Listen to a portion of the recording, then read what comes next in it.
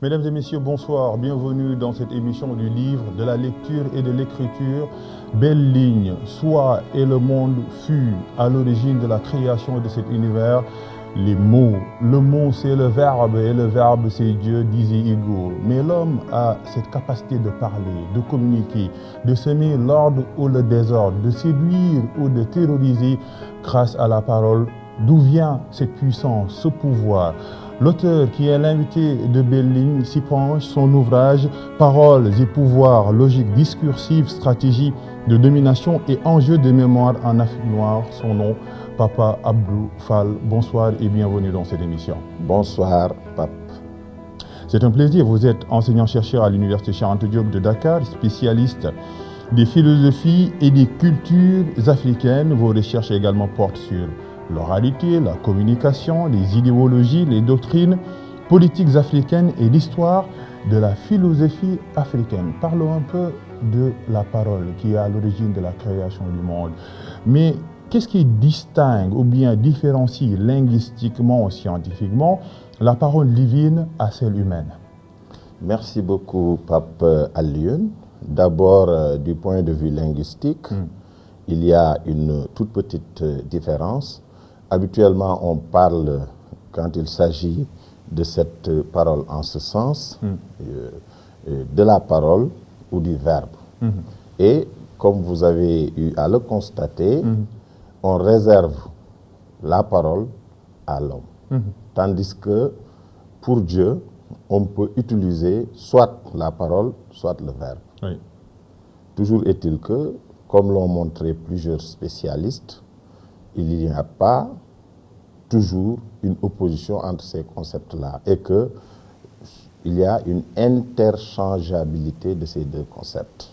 Oui, et il y a celui qui profère la parole doit avoir un certain statut pour être écouté, c'est ça? Effectivement, donc quand on parle de la parole comme source de création, il s'agit d'abord de la parole divine ou du verbe divin.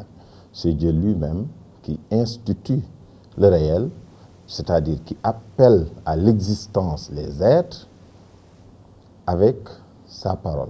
Et cette thèse est d'autant plus vraie que toutes les religions révélées l'ont acceptée. Et même 2600 années avant Jésus-Christ, en Égypte pharaonique, on admettait cette thèse avec le dieu Ra qui était capable de créer par la parole. Qu'est-ce qui donne la puissance à une parole? Le statut ou bien la parole elle-même? Parce que vous donnez l'image, par exemple, de celui qui peut dire entre mari et femme, mariez-vous, mais s'il n'a pas un certain statut, ces mots proférés-là n'ont pas de sens. Effectivement, donc peut-être nous aurons à expliciter davantage cette conception de la parole. Toujours est-il que, comme le reconnaît Georges Gisdorf, il faut se départir d'une conception infantile de la parole qui voudrait que la parole ait un sens en soi. Donc, la parole ne saurait avoir un sens en soi, ou bien un pouvoir en soi, ou bien une puissance en soi. Tout dépend des instrumentalisations qui président à l'usage de la parole. Tout dépend aussi du statut de celui qui parle. Pour reprendre votre exemple, le prêtre, quand il dit « je vous déclare mari et femme », on passe de la situation de fiancé à la situation de marié. Un enfant dit la même chose, ça ne change pas la situation des fiancés. Un fou dit la même chose, ça ne saurait changer quoi que ce soit. Donc, la puissance de la parole est moins dans la parole que dans le pouvoir de l'interlocuteur. Oui, mais il y a la sacralité de la parole, parce qu'on parle un peu de la parole divine. Mais cette sacralité-là, n'est-elle pas en train de s'effilocher avec le temps, avec la modernité? Effectivement, donc quand on parle de la sacralité de la parole, la meilleure manière de le montrer, c'est de montrer qu'à l'origine, la parole était et continue d'être divine. Le verbe divin préside à l'institution du réel. Mais cette parole-là, lorsque Dieu la file aux hommes, ça se dilue. Et c'est ce qui amène Georges Gusdorf à dire que la parole n'est plus gagée par la prédestination providentielle. Une autre manière aussi de répondre à votre question revient à montrer que du point de vue simplement social ou culturel, la parole a tendance à perdre son statut. Oui. Et pourquoi? Parce que tout simplement, trop de communication tue la communication. Trop de démocratie tue la démocratie. Ça devient de la tyrannie. Oui. C'est d'autant plus essentiel qu'il y a des exemples qui foisonnent. Oui. Aujourd'hui, si on voit ce qui se fait dans les réseaux sociaux, on est sidéré. Oui. C'est des insultes par là, des calomnies par là. Et pour vous permettre de vous en rendre compte davantage, par exemple, Aristote parlait de la rhétorique, de la polémique et de la diabolée. Maintenant, nous en sommes à la diabolée, le fait de calomnier à tout prix, quitte à mentir, quitte à inventer. Et ça pose problème. Le problème de fond, c'est que la liberté ne saurait être le laisser-aller, encore moins le libertinage. Oui. Liberté n'est pas liberticide. Voilà, restons sur le chapitre spirituel, parce que dans notre société, on a une religion confrérique avec des marabouts qui parlent. Et vous définissez ou bien vous parlez, développez un peu cette idée dans votre livre, vous parlez un peu de la communication midi en termes wolof, c'est le jotali. Pourquoi les marabouts usent-ils cette forme d'expression, le jotali? À quelle fin? Merci beaucoup, c'est une question extraordinairement importante parce que la communication médiée, que les Wolofs appellent le jotali, est une pratique ancestrale africaine. Ouais, ah oui. Donc, moi, ça m'a beaucoup intéressé que de chercher à savoir quelles sont les raisons qui peuvent décider quelqu'un, et particulièrement un détenteur de pouvoir, à recourir à cette pratique qu'est le jotali. Et je me suis rendu compte qu'il y a une infinité de raisons. Et j'ai cherché à les hiérarchiser. Donc, lorsque vous voyez quelqu'un recourir au jotali, d'emblée, vous pouvez vous dire que peut-être il a des problèmes d'expression, des problèmes phonatoires, des problèmes de s'exprimer en public. Pourtant, puisque vous parlez des guides religieux, il est bien dit dans le Coran que on ne doit pas élever la voix. La voix la plus détestable, c'est la voix de l'âne. Et c'est Luqman, l'un des sages dont on parle dans le Coran, qui le dit à son fils. Et cet enseignement religieux se recoupe avec un autre enseignement culturel ou social. Et vous connaissez le proverbe, si Breher donnait du pouvoir, l'âne ne porterait pas. Exactement. Et donc ces deux enseignements-là, religieux et culturels, concourent à montrer qu'un détenteur de pouvoir digne de ce nom ne doit pas parler à haute voix. Oui. Mais ce que l'on sait aussi, c'est que, certes, ça peut être des raisons pour justifier le jotali, mais il y a d'autres raisons. Comme, par exemple, le fait de parler dans un contexte oral, où il n'y a pas de support. Donc, il faut recourir au service d'un jotalikat, qui est souvent un griot, parce que le griot est préparé à prendre la parole. Il bénéficie d'une sorte d'immunité qui lui permet... On n'attaque pas un griot. On n'attaque pas un griot. Même déjà, en 1236, dans la charte de Kouroukan-Fouga, il y avait des dispositions en ce sens. Donc, pourquoi le détenteur de pouvoir peut recourir au service du griot, hormis les raisons que nous avons déjà données jusque-là, c'est qu'il a besoin d'un peu de temps de silence qu'il doit aménager dans l'espace de son propre discours pour réfléchir sur son discours. Donc c'est une technique de communication. Ah oui, c'est une technique de communication extraordinaire. aussi complexe que intéressante. Oui. Il y a une autre raison, Oui. c'est le fait de ne pas endosser seul la responsabilité discursive. Oui. C'est important. Là, c'est politique. C'est politique. Oui. Mais aussi, c'est, si vous voulez, religieux, culturel. Oui, parce oui. que même un marabout ne veut pas tout le temps endosser ses propres propos. On ne sait pas quand on se trompe. Et si on a un jotalikat, s'il y a des problèmes de communication, le guide religieux ou bien le détenteur de pouvoir, pour rester dans la généralité, peut dire, comme on le dit en Wolof, que wax waxul, que jottale wax. Et ça fonctionne parce que le jotalikat, dans la mesure même où il est un médiateur, Oui. il endosse cette responsabilité-là. Et parfois même, il est payé. Oui. Parfois, il est payé. Et lorsque le jotalikat lui-même dit que wax waxul, que jottale wax, ça veut dire qu'il veut se départir de la responsabilité discursive. Donc, vous voyez que la même expression, le même proverbe, prononcé par le médiateur ou l'interlocuteur, change radicalement de sens. Oui. Ouais. Et c'est important quand on reste un peu dans le champ de la parole. On peut reconnaître ou bien cerner, préciser, montrer quelqu'un qu'il est dans un rang social ou qu'il ne l'est pas à travers la prise de parole. Est-ce qu'on peut dire celui qui parle se trahit? Effectivement. Et ce que vous avez dit est tellement essentiel que dans les relations interindividuelles, dans les échanges discursifs, on peut voir, ne serait-ce qu'en termes de filigrane, les relations de pouvoir. Oui.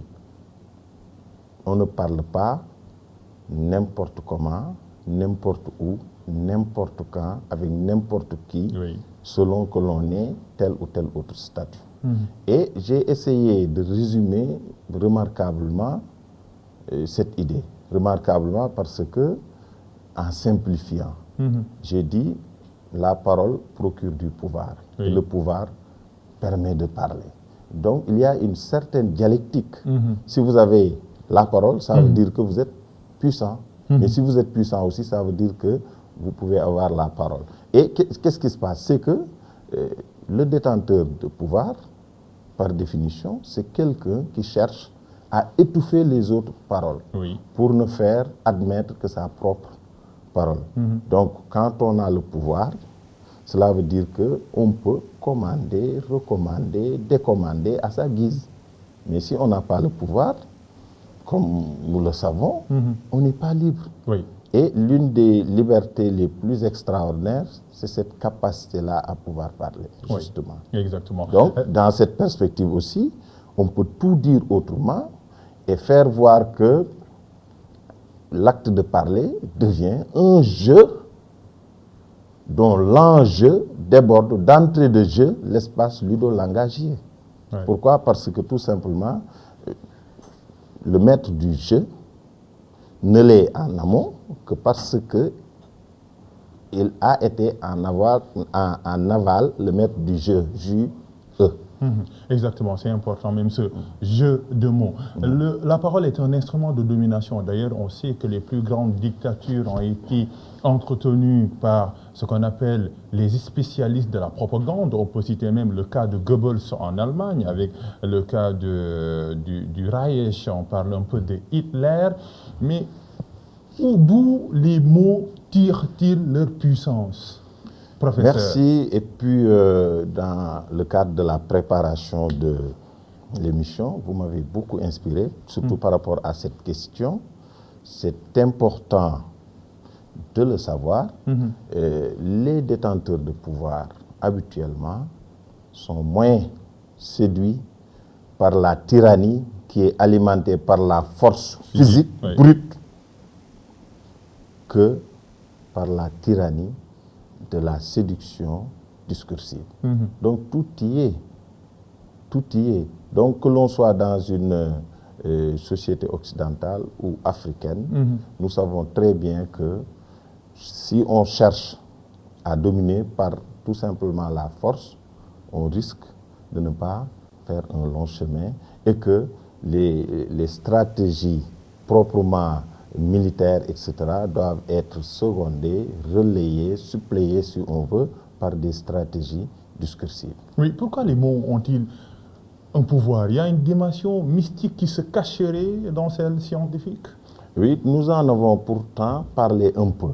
Les mots dépendent de ceux qui les prononcent. Oui. Les mots dépendent aussi de la capacité de ceux qui les prononcent à les mobiliser pour les mettre au service d'une exigence déterminée. C'est pour cette raison aussi que je vous avais dit que, selon, par exemple, un auteur comme Georges Gusdorf, il faut se départir de la conception infantile de la parole qui voudrait que celle-ci ait un sens en soi.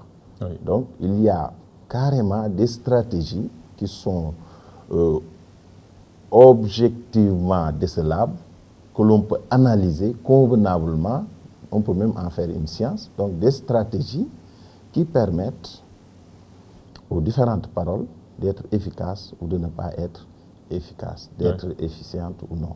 Et surtout dans l'entre-deux-guerres, la parole a autant tyrannisé que les armes, et Serge Tchertine avait raison de parler un peu du violeur de foule en parlant un peu de ceux qui faisaient un peu la propagande. Essayons un peu de tropicaliser la parole ici au Sénégal, vous l'aviez dit, en parlant un peu des détours, pourquoi use-t-on, pourquoi voile-t-on le discours dans les sociétés africaines d'une manière générale? Merci beaucoup. Tout d'abord, j'ai eu à le dire à certains amis qui sont dans ça, qui parlent du fait de parler au public. Donc vous voyez que ça paye et tout. Mais je leur ai dit que l'apprentissage de la prise de parole en public, c'est dès le berceau. Vous avez un enfant qui a 5 ans, vous passez tout votre temps à lui dire « Non, vous ne faites pas ça, ne dites pas ça », etc. Donc, c'est tout le processus de la socialisation. Et donc, pour mieux prendre en charge la question, les détours sont essentiels. Pourquoi? Parce que un détour discursif ou bien un détour gestuel fonctionne presque comme un détour au sens propre. Vous quittez là, vous allez à l'université, vous voyez que ce chemin-là est le chemin le plus court. Donc, quel intérêt devez-vous avoir à prendre un détour et à faire des kilomètres de plus? Je ne donne qu'un exemple. Peut-être ça peut être dû au fait que sur ce chemin court, il y a des manifestations, il y a de la violence, etc. Donc, pour les détours aussi, c'est comme ça. Je vais vous donner un exemple. Allez-y. L'exemple du roi d'Amazon de Ségou. Da veut dire pot, ustensile, tout ce que vous voulez. Donc, un instrument pour cuisiner. Et est-ce qu'on doit appeler, est-ce qu'on doit parler de Da en présence du roi? Ça pose problème. Si on veut nommer une sorte d'ustensile de cuisine, on va préférer utiliser un détour discursif. Donc, Da voulant dire pot, on parle d'ustensile, même si on ne gagne pas en clarté, parce qu'on ne veut pas courir le risque d'appeler le roi. On n'appelle pas un roi par plaisir ou pour lui dire non, je ne vous ai pas appelé. Donc, vous voyez. Et certains adversaires de ce roi-là, d'Amazon, exploitaient cette parenté phonético-tonétique entre son nom, Da, et le nom commun, Da, qui veut dire pot, ustensile, etc. Mais ça devait être dans des contextes de guerre où la bataille psychologique est là et précède la bataille proprement dite. Mais est-ce que ce détour discursif-là n'est pas notre mal chez nous? Quand on lit La peste d'Albert Camus, il dit une chose extraordinaire que vous savez bien, mal nommé, c'est ajouter au malheur du monde. Est-ce qu'on ne peut pas nommer les choses pour pouvoir avancer? Bon, ça peut être perçu comme un mal. Mais si je suis d'accord avec vous, je serai obligé de vous dire que c'est un mal nécessaire. Moi, je préfère avoir un problème sémantique, courir le risque de ne pas être compris, que de dire quelque chose qui m'expose et peut-être même m'amène en prison. Et parfois aussi, on est dans une société de l'oralité. Oui. On croit que l'oralité, c'est la profération à profusion de paroles, alors que non. Il y a une dimension extraordinairement importante du silence. Croire que l'oralité, c'est simplement la parole, c'est croire qu'on peut avoir un édifice sans soubassement. C'est croire qu'on peut avoir un texte sans blanc, un texte constitué que de lettres. Donc, c'est pas possible. Je vais vous donner un exemple. Allez-y. Kocci Barma Oui. Fall devait donner en mariage sa fille. Oui. Et tout le monde attendait cet événement parce que tout le monde sait qu'il est sage, il est sagace, il a beaucoup de connaissances, il maîtrise l'art de bien dire, de mieux dire, etc. Et à la surprise de tout le monde, qu'est-ce qu'il a fait? Au moment des adieux, puisqu'il n'a rien dit jusque-là, il a laissé tomber son bonnet.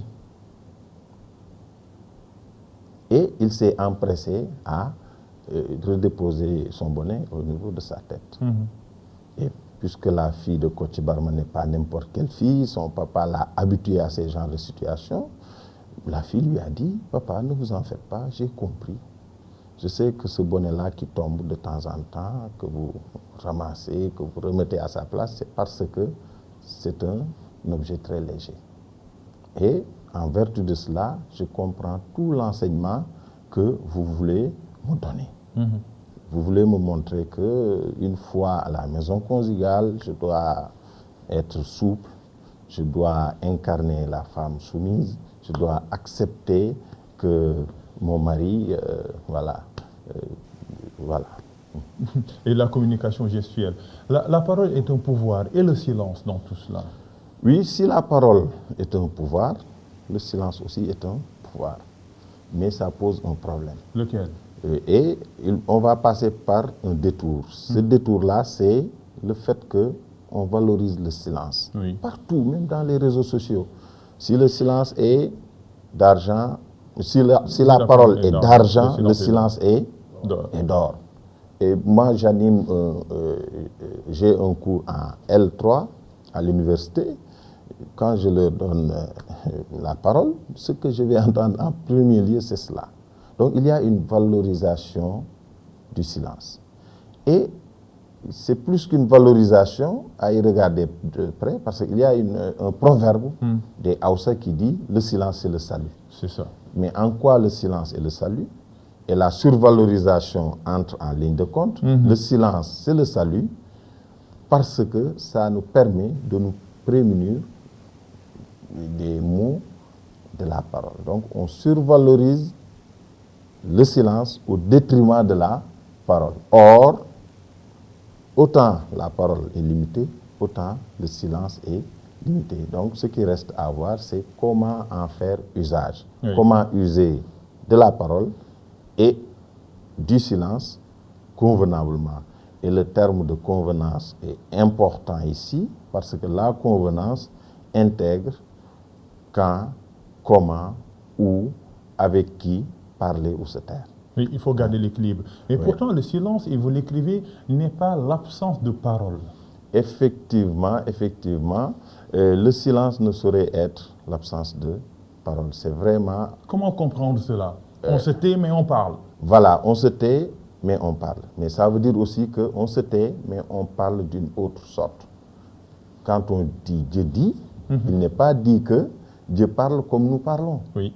Dieu n'a pas besoin de bouche, de dents, de langue pour parler. Oui. Sinon, on s'inscrit dans une logique d'anthropomorphisme. Oui. Donc, il y a deux auteurs qui peuvent nous aider à comprendre ce lien dialectique entre le silence et la parole. Le premier auteur, c'est Orlandi. Le mérite de Orlandi, c'est de nous faire savoir que dans le silence, il y a la parole. Et dans la parole, il y a le silence. C'est important parce que s'il n'en était pas ainsi, on risque même de ne pas être compris. Et Martin Heidegger s'inscrit dans cette logique de montrer les rapports qui existent entre la parole et le silence. Il nous dit que si nous ne comprenons pas la parole, nous ne pouvons pas comprendre le silence. Mieux, si nous ne comprenons pas la parole, nous ne pouvons pas comprendre et le silence et la mutuité. Donc, silence et mutuité ne peuvent être compris que rapportés à la parole. Oui. Donc, c'est quoi la parole? C'est la capacité de parler et de parler effectivement. C'est ça la définition la plus simple selon Heidegger de la parole. C'est quoi le silence? C'est avoir la capacité de parler et ne pas parler, soit par contrainte, soit par délibérément, etc. Et la mutuité, c'est quoi? C'est être incapable de parler. Oui. Voilà. Donc, vous voyez combien la parole Donc, et le silence pour sont pouvoir liés. observer le silence, il faut savoir d'abord parler. Ah oui, sinon on aurait du mal à distinguer mutuité et parole. Celui qui est muet, il n'est pas silencieux, Oui. il est mieux. C'est par abus de langage qu'on peut dire qu'il est silencieux. Parce que justement, il ne peut pas être silencieux parce qu'il ne peut pas parler. Et dans un cadre beaucoup plus global, on peut dire qu'il y a une dialectique de la parole et du silence. Le silence accompagne la parole, le silence entoure la parole, le silence rend plus consistante la parole, comme l'a montré Dominique Zaha dans son ouvrage La dialectique du verbe chez les Bambara. Mais comment être silencieux dans une société en saison de parole? Le professeur Songuediou parlait un peu de la grammatologie du silence. Comment on peut être silencieux quand on parle comme ça? On pérore même. Merci. Si tout le monde parle, les sages doivent se taire. C'est tellement important ce que vous avez dit que ça nous renvoie à une idée bien connue de tout le monde. Mais personne peut-être ne tire convenablement les conséquences. Qu'est-ce qu'on dit? Parce que vous avez parlé de saison. Le mot est important. Qu'est-ce qu'on dit? Qui sème le vent récolte la tempête. La tempête. Donc, c'est durant la saison que l'on peut songer à la moisson ou bien à la récolte. Toujours dans la même logique, qui sème une mauvaise parole ne peut récolter que des problèmes. Oui. Donc c'est important. C'est à rattacher aussi à l'évolution de la parole.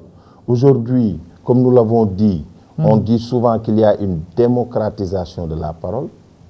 Mais trop parler, c'est autre chose. Ça amène des problèmes. Ça dénature même les fonctions de la Mais professeur, également, trop de silence tue le silence. Effectivement. Trop de silence tue le silence. Trop de communication tue la communication. Mais trop de communication tue la communication. Oui. Donc avoir la bouche légère, Oui. comme dit les Soninké, ou bien la bouche déchirée, ça aussi, c'est pas bon. Et ça montre que la communication est un art. Oui. Chacun peut parler, mais est-ce que tout le monde sait quand, comment, où faut-il parler? Chacun peut garder le silence, mais est-ce que tout le monde sait quand, où, comment, avec qui garder le silence? Donc, c'est cela qui fait de la communication un art. Le détenteur de pouvoir doit pouvoir être en mesure de savoir où est-ce qu'il faut parler, où est-ce qu'il faut se taire, etc. C'est pourquoi tout à l'heure aussi j'ai parlé de la convenance. Il n'y a que la convenance peut-être. Et pourquoi aujourd'hui les insultes peuplent notre communication? Dans le champ politique, dans le champ sociétal, dans le champ social, n'importe quel champ, ce virus n'a pas de limite. Bon, je crois que l'insulte, c'est le fruit, c'est l'un des fruits, pour nuancer, de la frustration. Et il peut y avoir frustration pour plusieurs raisons. L'une des raisons les plus essentielles de la frustration, c'est la précarité, la pauvreté. Comme on dit en Wolof, si certains sont à l'aise, ils ne peuvent pas aussi se payer le luxe d'être calmes, alors que d'autres vivent ou végètent dans la pauvreté. Je crois que c'est des frustrations. Une frustration peut être justifiée ou non, mais ça peut être dû à cela. Parce que, je l'ai dit, en parlant de la palabre, mais c'est aussi valable pour les relations de plaisanterie, et c'est essentiel par rapport à l'esprit qui prévaut à l'UNESCO, il faut donner aux gens la parole avant qu'ils ne prennent les armes. Donc il n'y a que cela qui justifie cela. Mais il y a Internet, non, qui est là pour la démocratisation de la parole. Tout le monde peut s'exprimer. Oui, mais si je dis il faut donner la parole, ce n'est pas seulement le fait de parler.